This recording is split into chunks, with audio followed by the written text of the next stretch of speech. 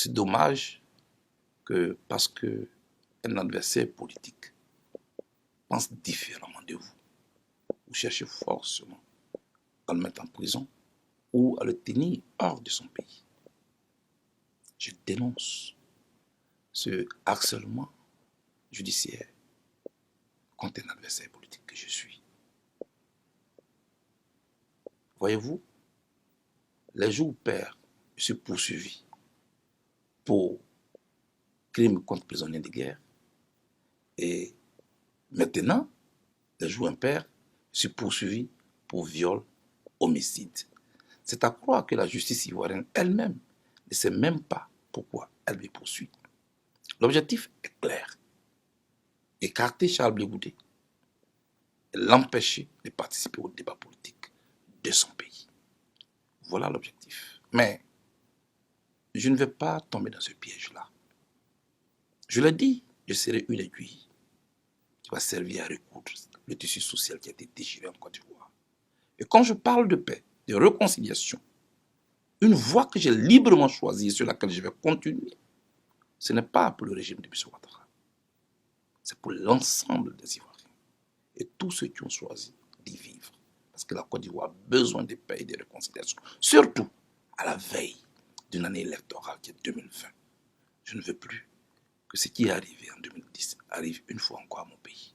Le peuple de Côte d'Ivoire a besoin de tranquillité.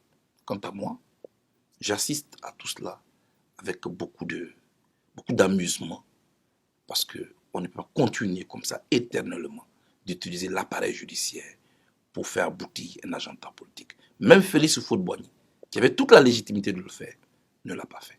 Est-ce que vous avez l'intention de soutenir un candidat et lequel? Je dis que la Côte d'Ivoire en 2020, vu la situation qu'elle traverse, n'a pas seulement besoin d'un président. La Côte d'Ivoire a besoin d'un leader. Un homme qui peut rassembler les Ivoiriens de nouveau, qui peut rassurer les Ivoiriens, les amener à oublier les stigmates de la guerre, et non quelqu'un qui rappelle à tout moment les plaies à peine cicatrisées. Pour cela, je prendrai mon temps, mais pour écouter tous ceux qui estiment qu'ils ont la capacité de sortir notre pays de l'ornière. Je vais écouter tout le monde, tous les candidats. Personne n'a pour le moment mon soutien. Et je prends tout mon temps pour écouter tout le monde.